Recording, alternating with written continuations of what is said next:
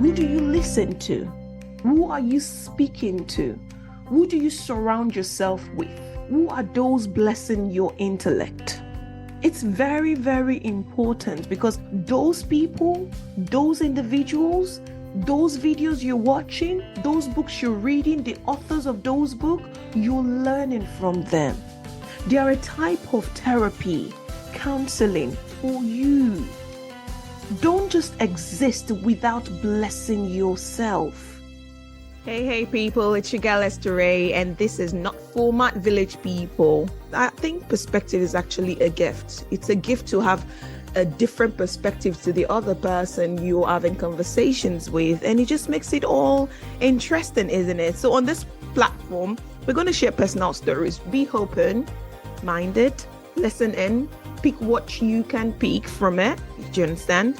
On different topics, because we're going to be talking about different topics, from friendship to marriages to life happenings to growing up to backgrounds to careers to businesses. So different people will be coming on this platform, and I'm looking forward to sharing my perspectives, my stories, and exciting informations just for you to learn from it. It won't be new things that you've not heard before, but I'm hoping this platform will serve as a kind of a reminder for you to connect back to that you need to connect to. Once again, it's Not Format Village People, guys. Thank you. It's going to be another special one tonight because I want to talk about something I can hardly pronounce. So I've been told. You've probably read my bio by now if you're clicking on this podcast. And you know I'm a West African girl from Nigeria and a Yoruba girl.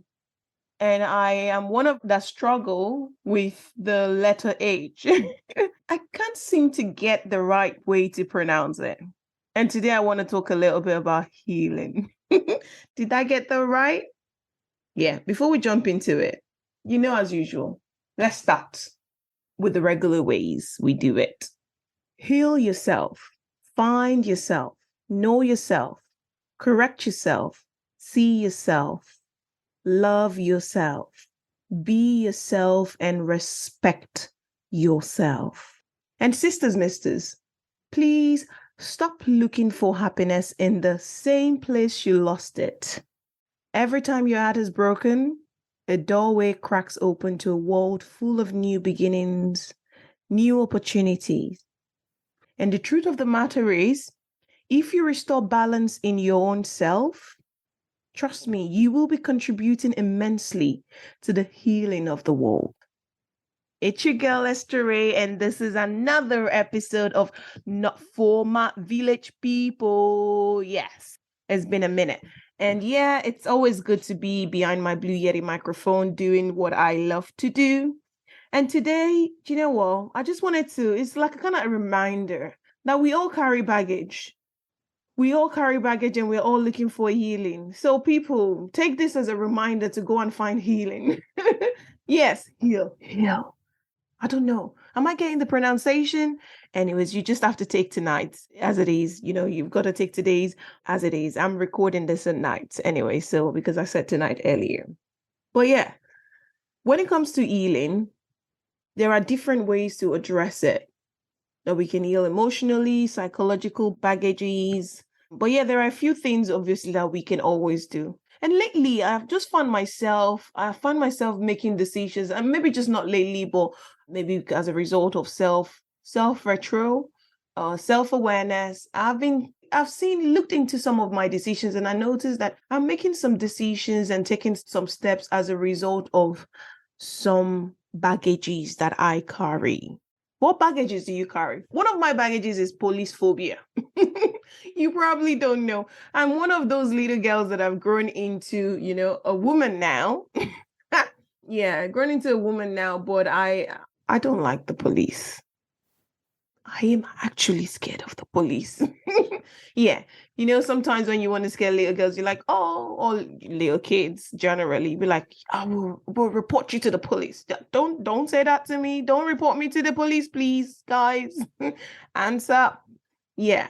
And it's because I've had a few experiences with them that are not palatable, not good ones, not good ones at all. I feel like my very first experience, I think I told the story very briefly on some previous episodes on this platform where, okay, my journey to Belgium. So I was picked up at the airport because I was being transferred to Ireland. I was supposed to be going to Ireland to meet my dad. But then I got to Belgium and at the airport, so there was a stopover from my flight tonight from Nigeria to wherever I was going to Ireland anyways. And I will stop over in Belgium and they checked some of the documents I had with me and it was incomplete. So I couldn't travel from Belgium to Ireland. Calls were made, everything was put in place. And unfortunately, because of the rules or laws at the time, it would have taken them 2 years to put all that I needed to have in place together before they could get me out of Ireland. And unfortunately for me, the law that governed Belgium at the time did not give them the authority to deport me. So I've been deported to Nigeria. So yeah, they were stuck with this teenager. And that was how I got into the system in Belgium. But it was such a shocker because I was of this mindset that I was going to Ireland to meet my dad. And now I'm stuck in between, especially in a country where they don't speak English. And I'm there like, okay, when you're about to check in. And it was my very first experience traveling abroad as well by myself. And I got to the immigration desk. I presented my documents like I was supposed to. And they wouldn't tell you anything. They'd ask you the necessary question, I guess. Now I understand. Now that I'm older, I guess I understand. They might be thinking, oh, maybe this is one of those was a human trafficking situation, which was actually quite rampant at the time. This was back in Y2K season then. So you can imagine almost 23 years ago now. And I remembered they asked me the questions. I was answering. I felt like I was answering the questions at least to the best of my knowledge. But before I knew it, I looked my right and my left, and there were police officers standing there about to guide me to, where I call and still call and will always refer to as airport jail. I was scared, obviously, like, oh my goodness. And you would not know that it scarred me. That was my very first experience with the police. They were nice to the best of their knowledge, I guess. They were nice to me. They obviously put me in a supposed room where they obviously passed my food to me on the door and all of this jargons. I won't go into the nitty-gritty of whatever happened after that. But my second experience with the police, now why I try as much as possible to be a good driver and make sure everything I need to be in order in my car is actually in order because I don't want to be stopped. I don't want to be questioned. I feel like if that ever happens to me, I probably would just pee myself. If I get stopped by a police officer, I'll probably just, go on there and it will be worse because they will be like, why is she nervous? But touch wood, I have not had that situation where I am placed, in a close corner with police officers. It's funny, right? But it's also as a result of some of the baggages I'm carrying. My husband has come to understand it now, and he knows even if he's sitting on the passenger seat when I'm driving, he knows, girl is going to be driving as good a girl as she can be, most especially if there is a cop car in front of me, behind me, next to me. Oh Lord, I will not want to move any closer to them at all. So you would have that, the whatever, if you did, I'm sure, if you're listening to this and you're a driver, you definitely passed your driving test. The law is that we leave a car space in between our car in front of us. I will be doing that and even some extras if there was a cop car in front of me, behind me, by my side, or whatever. That's me, one of the baggages I carry. The second experience I had with the police, oh Lord, the POPO. Okay, it was a situation also, I think in my early 20s or maybe late teens. At the time, I had to travel a distance to school, and I lived in a very remote area in Belgium where the buses would stop at night. But as a hustler, babe, always hustling. I would go to uni, and from uni, I would go to work, and from work, I had to come back home. But the thing is, by the time I get to my neighborhood, there will be no buses to take me home. And cabs in Europe, have you ever taken a cab in Europe before? Try it. Just go to the Netherlands or to Belgium and you will know what I'm talking about. It's luxury here in the UK, by the way. You can take a cab and it's £7 to wherever. My sister is always hopping on a cab down to mine ever so often, and I'm thinking, if only you lived in Belgium, you'll probably get on the bus at some point. But yeah, so there were no buses and I couldn't take the cab, because if I were taking the cab, then there was no point me working anyways, because my day rate at McDonald's at the time, I was working McDonald's shift back to back after uni. Yeah, it would never have been enough for me to take a cab. So as the government child that I am, a lot of you know I say this a lot, I was a government child in Belgium as an asylum seeker. I went to the State House. It's like the council here in the UK. We have access to it. We government children, we children in the system, we have access to them, like direct access. So I had my social worker and all of that stuff. So I just went to my social worker and I explained things like, you know what, I want to keep working and I want to keep going to school, but I can't seems to get back home at a reasonable time. Is there something you can help with? So she advised me. She said, you know what, put an advert out in the, the corner shops, supermarkets in the neighborhood for whoever is looking for like a side hustle that could potentially pick me up and drop me off at home late at night. So obviously I did that and eventually found someone. Storytelling time, right? Just about some of the baggages I carry and my POPO, my fear of the POPO. Anyways, I started with this gentleman that would pick me up. Very nice. He would pick me up and he would drop me off at home, and it was way cheaper than I would ever been able to pay an actual cab driver. He said he needed the hustle, he needed the extras anyways. And this particular night, I think I must have been chatting with my sister on either BlackBerry phone, or maybe on Yahoo Messenger, but it was mobile. I was on my phone and I was chatting. I got off the train. My supposed driver, or the guy who was helping me up, the man, he was at this point, he had changed the pickup point, which was still okay for me. So I just stopped at I think a train stop away from the normal. I stopped there and got out of the train waiting for him as usual, because he would just drive or let me know where he was parked and I will go in the car. He would drop me home. But on this particular day, I was still waiting for him. So I thought maybe he was running late, obviously. And I stood in front of the train station on my phone. And before I knew it, I was surrounded by 6 police officers. Yeah, yet again. I'm like, Jesus. But anyways, on this particular day, it was just 2 police officers to start with. So I started chatting with one of them in Dutch. I was like, oh, it's a cold night. I think it was a cold night that night. It's a cold night and all of that stuff. And he responded, but it was pretty cold. But before I could even think about the next conversation to have, I was surrounded by 6 police officers. One was collecting my laptop. I had my laptop with me. One was collecting my phone so I wouldn't reach out to anybody. And they were leading me to the car. And I thought, what did I do? What's going on? So they responded to me in Dutch. They're like, oh, I just needed to go with them to the station. So I was obviously, I don't know if you've ever been in a cop car before or been arrested. I was placed in the middle. There was a police officer on my left, another police officer on my right. There was one in front and there was another one driving. Okay, I think 5 police officers. Yes. There was another one driving. And while we're going, I was obviously not comfortable. My heart was actually beating. I could hear my heartbeat in my head at this point, but I was still trying to be calm and collected. Like, okay, after how many years, they can't decide to deport me right now, right? And I'm even legal in the country. Well, what could I have done wrong? So they started asking me questions. Where was I coming from? And I was trying to ask, okay, what have I done? Where am I going? Why am I being taken to the police station? But no one would answer me. But it was okay for them to ask me questions. So I just responded to all the questions they were asking me. Where are you coming from? And I explained to them, I go to uni in Brussels. I work in Mechelen at the time, and I live in Reti. And I was explaining the distance and all of that stuff. Okay, so they said, oh, that's interesting. They even made a joke. They said, oh, so one day with all this you're studying, so one day you could be our boss. I said, of course, why not? I could be your boss. But obviously, I still wasn't comfortable. We got to the police station. I am above age, by the way, at this time. So I was over the age of 18.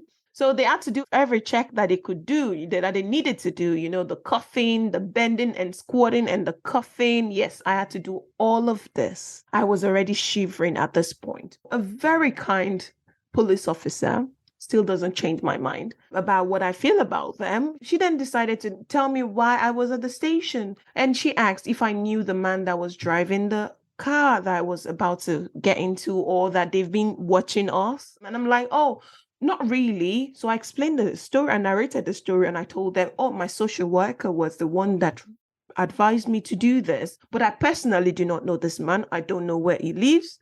I don't know anything about him, but I believe he lived in our neighborhood, which was why he could pick me up, drop me off, and it was not a big deal for him, just for him to earn some extra change on the side. At the end of it all, it was clear to me that this person that had been picking me up and dropping me off, the car he was using was a stolen vehicle, and he was a drug dealer. Yes, he was a drug dealer. He trafficked drugs. I was like, what? No way. It's impossible. And I became even more scared, like, oh my goodness, my life. So all they did was to verify my story. They had to call the council. They made all their verification. It was confirmed. And I was, by this time, so I'm talking about past midnight. Obviously, I did say 9 p.m. was the last time I could take a bus. I don't get back to my, to the nearest train station to my house. I don't get there until about 11:30-ish at night. So by this time, we were talking about 2:30, 2:45 a.m. in the morning. By the time they finished all their verification checks, and they were not about to let me go. They asked me to leave the station. And I said, oh my goodness, there's no way I could get home. I don't have anybody in this country to pick me up. Nobody can pick me up. I'm alone here. Nobody can pick me up. But they said, that's my punishment.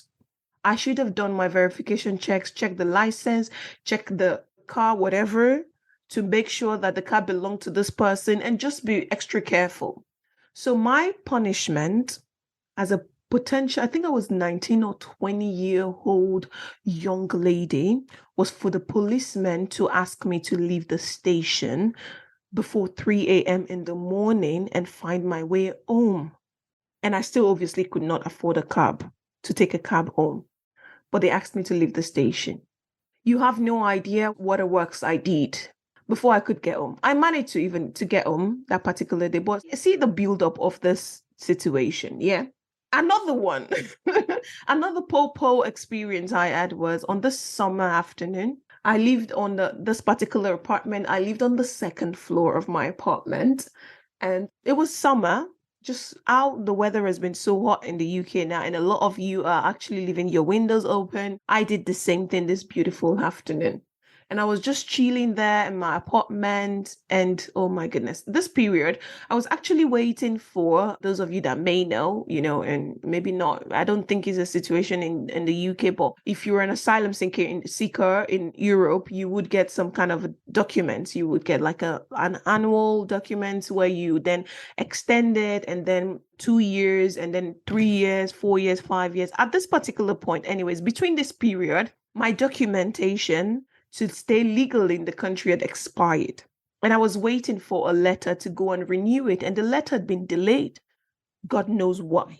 I don't know. But in Belgium at the time as well, that year, then, I don't know if it still happens now. Wherever you're going in Belgium, you have to take your document, your ID, your identification document with you everywhere you go to. Maybe not your passport, which is one of the reasons why we have an ID card. So you have to, if you don't take your ID cards with you, it's just like a driver's license. If you get stopped by a police officer and you don't have it on you, they could either arrest you or give you a fine. If they are able to find you on their system that you're actually a legal immigrant in the country, they will give you a fine that you don't have your ID card with you. Because mine had expired during this period, I was obviously limiting my leaving my apartment because I didn't want to get arrested and go through stories they had or something, and having them do all this verification. It was just a whole long-winded process that I didn't want to be a victim of. But I was in my apartment, and suddenly I heard this knock on my door. No, there is no way I can describe this knock. If I'm not doing it for you to actually hear it, oh my goodness, the banging was out of this world. And they were screaming, open the door, open the door. It's the police. It's the police. Open the door. Sisters, misters, I contemplated jumping out of my apartment. I don't even think if I remembered if it was because of the document that expired or just the fear of why are they banging at my door like that? It was just my next thought was, let me, and if I had jumped out of my apartment, I will not be doing this podcast right now. That's all you've got to know. It was a tall building. So despite the fact that it was I was on the second floor, if I survived it, then maybe God just meant for it to happen. My village people would have been, celebrating it, honestly. But it wasn't the case. I decided to summon courage and respond. What do you want? And then they screamed back at me that I should open the door. Do the dude open in Dutch, obviously. Open the door. So I eventually opened the door with, again, my heart beat. I could hear it in my head. And I probably already peed on myself. Nasty, right? Yeah, I know. I opened the door and they were like, the next question they asked me was, where is your neighbor? Have you seen your neighbor recently? Are you flipping kidding me? You almost just made me commit suicide because you wanted to ask about my neighbor? Yeah. Whatever you're thinking right now, I am also thinking the same thing. Like, yeah. Broken, baggage, emotional damage. Yes, they put me through that. And then I respond, I don't even know my neighbor. I'm hardly home. The only reason I'm home now is because my document has expired. I'm waiting for the letter to go and renew it. Yeah. It was such a period of my life living in Belgium. But yeah, just going back to, we all carry baggage and we should find healing. It's very important that we do not take lightly some things that we've gone through. For those of you that know, I probably have said it several times on this podcast as well. Who do you listen to? Who are you speaking to? Who do you surround yourself with? Who are those blessing your intellect? It's very, very important because those people, those individuals, those videos you're watching, those books you're reading, the authors of those books, you're learning from them. They are a type of therapy, counseling for you. Don't just exist without blessing yourself. People will react differently to it. I feel like my close buddies, they know that by now that I have police phobia. Yes, I don't go to the airport or be around anything or anywhere that I know there will be police officers at and be a type of way. I'm a good girl around. Not that I'm a good girl certain times and now, but I'm always a good girl around police officers. I don't just move anyhow. It's unfortunate because I know they're human beings, but my experience with them has not been that all the nicest ones ever. So I take you around them. Now, that's a baggage I carry. I'm working on it. I'm healing from it. One of the ways I'm healing from it, my husband knows, I will never go and pick up a jalopy somewhere. I don't drive the best cars, but I love to pick my car new. So everything is intact and I don't get stopped. That's one of my prayers all the time. Like, I don't want to get stopped because I'll probably flinch in a way that they would suspect that I have something that I don't have. And, God forbid. So even when I lived in the state very briefly, at some point I moved to the state to try and test the waters. I don't know what I was thinking then, I probably in my head or something. And I didn't go get it checked.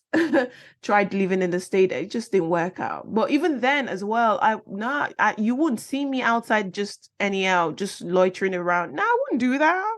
No, I wouldn't do that. And I would not drive a type of way that I will be required to speak to any police officer. Yeah. So, but whatever it is that we're going through is very, very important. Like I always say, it's not like I am perfect with all these things. I've just told you one of my baggages and I'm still healing from it. But obviously I'm ticking all the boxes that I need to tick so I don't have to face them. Or even if I do have to face them, it's not a situation whereby I'm guilty. Does that make sense? So, yeah. So Support groups. Look for support groups in your local community or even online. Things are easy. BetterHelp. I don't know if you've all heard about BetterHelp, where they provide therapy services. No, they're not sponsoring this podcast. No, it's just a platform that I know. Virtually, you can access people to, talk with, have conversations with, and ease yourself of some of the baggages that you're carrying. It's very important for you to connect with others who have similar experiences and that they can provide you validation or understand or have a sense, like kind of a sense of belonging to what you're going through, because some people will never understand it. My husband still does not understand my fear of the police, but I've told him, I guess he gets it now, but it's like, you know what, they won't do nothing. He's always, move, you've got to move, you're driving on the 20, they're going to stop you now. So it reminds me that I'm okay now, and I can move, I can drive, I can speak to them, I can have conversations with them because they are human beings as well. But I do need those people around me to reaffirm it to me in order for me not to pee myself. Self-help resources. Like I said before, what books do you read? There are resources out there that can provide insights, tools, techniques, strategies to help you navigate your healing journey. But the question is, are you ready to heal as well? Are you looking to heal? Are you tired of your brokenness or the baggage you're carrying around? And this can be different type of things. It could be relationship as well. Like I said no, recently I noticed I've been making some decision as a result of some of the baggages I'm carrying, like, not wanting friends to disappoint me or just be a type of way. So if I notice some things that are not, because there are some relationships I've dragged along despite the fact that I know I've never been cool with it. But yeah, it's just comfort zone, isn't it? And then you're comfortable there. It's what you know the saying, which I still think is wrong in most of the situations we use it in, is the devil you know is better than the angel you don't know. Like, I don't want to know any devil, and I want to get to know the angel. If the angel is an angel, then you know what? Maybe good for me. Good for me. I don't want to keep knowing devils and sticking with the devil, because the devil you know is better than the angel you don't know. So mindfulness and meditation as well. Whatever mindfulness practices that you can engage in, go ahead and do it to heal yourself, or to at least drop some baggages. If it's your thought, like I said, relationship, friendship, some decisions, leadership. I was on a trip away. I'm going to tell you guys all about the trip very soon in another episode. But one of the people I went on the trip with was saying we did this particular test and she came up as it was a different result for her. And she said, oh, she actually knows it. She knows that she finds it difficult to make decisions. She doesn't decide quickly. She waits for confirmation. She likes to fact check things and she just doesn't go for it. And, if you're a leader or if you want to be a type of person, you've got to take risk. You've got to be willing to take risk. And that was what she was saying, that she knew that things like that, they grow as a result of what happened to you. Some of the things that we've been through, maybe a decision she's made in the past that did not work out for her and she regretted it. And now it's influencing how she's now operating in this supposed boss lady life that she's supposed to be living, but she's unable to do that because she's second guessing herself all the time. Or maybe we move around people, or we're talking to people that also fuels the need to doubt ourselves. Are people celebrating you? Are you being celebrated? Do you believe in your own strength and your own skills as well? Are you doing all the necessary things that you need to do in order for you to know, do you know what? I'm on a good track. I'm on the right track. It's like typing out a note and then putting it on ChatGPT to rewrite it for you, just to make sure the spelling checks are okay. The other day I was doing it with someone and the person was like, oh, actually, not a lot of difference from what I typed before. That reaffirmed to him that, you know what? I actually write good. I'm a good writer. I can write very well. I can write very well. So again, sometimes we just need that affirmation. We just need that confirmation as well to help us through our healing process. Okay? Are you exercising? Physical activities as well. There are some hormones that helps you, that, when released, it reduces stress, it improves your mood and increase overall. Well, today I went to take because I've got a fever and it can be bad depending on the season. And I felt like it was starting to be bad because I couldn't sleep. Even I tried using some sleeping tablets and it didn't work for me. And I've been hearing about this injection that you've got to take for you to feel better. It's a steroid injection, Kilinoid or something like that it's called. And when I got to the clinic where I was going to take the injection today, the side effect was mind-blowing. And I thought, oh my goodness, do I still want to do this? Because I left home casually telling my husband that, you know what, I just want to go get that injection. I didn't tell him because I didn't look through it. I didn't read through it as well to understand, oh, this is a lot. And I remember taking the injection and the doctor was reminding me of the side effects, mood swings, and all of these things. And I'm like, oh, I need to get home and tell this man, because if I start to behave a type of way, at least it's because of the steroids that I've just had injected into me. But yeah, it is what it is. So sometimes we need to regulate things by exercising so we can release some positive hormones to ourselves. And it's not just a one-time thing, it's a regular thing. If you know you carry some type of baggage, it could be responses. It could be how you interfere in people's situations. Recently, I was telling my sister that I feel like when it comes to finances, that I may be ruining some relationship with some finance related stuff. Because sometimes when I notice people are, I don't believe in having money in the bank while someone is going through another struggle. So if I can afford it, if I have it, and you discuss this financial difficulty with me, I would rather offer to assist you with it with the hope of you paying back. But then, when money enters situation, yeah, people can be very funny. And sometimes they didn't mean to actually be funny. It's just that they're not comfortable now anymore around you because they believe you see them a type of way. But sometimes it's not even the case, because life is hard. Life is difficult. And we're all hustling. We're all working hard to be better at it, to understand it. And not even this recession period where, everybody's struggling. Like I keep telling my friends, I'm still on maternity leave because sisters, misters, this girl has got to get back out there and start working. It's almost a year now. And I need to see some money coming into my bank account more than the regular. So I need to see something moving up and, increasing some muscles and things like that. But whatever the case may be in your situation, here is just your reminder that don't be your own village people. The village people are not always in the village. Sometimes we are the village people. Look at yourself in the mirror. Are you your own village people? If you have any baggages you've identified and you recognize that you're carrying, what are you doing to heal yourself of it? Go and find healing, people. It's out there. And whatever I'm pronouncing, is it healing, heal, whatever. I meant the HEALING, healing.